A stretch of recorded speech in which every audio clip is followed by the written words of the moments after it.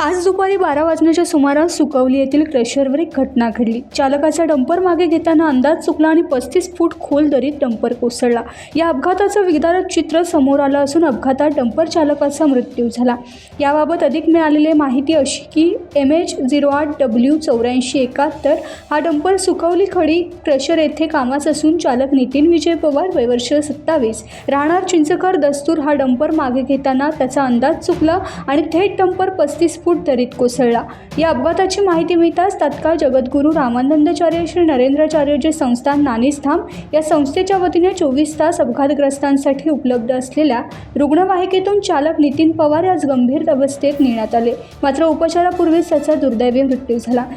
या घटनेनंतर चिंचखर दस्तूर भागात हळहळ व्यक्त होत आहे।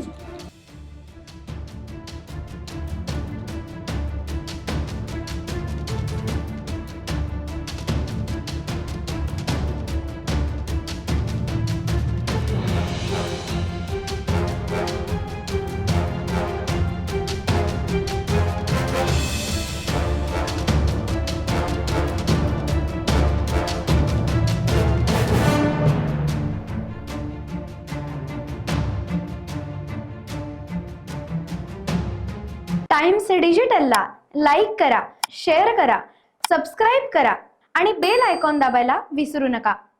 Times digital.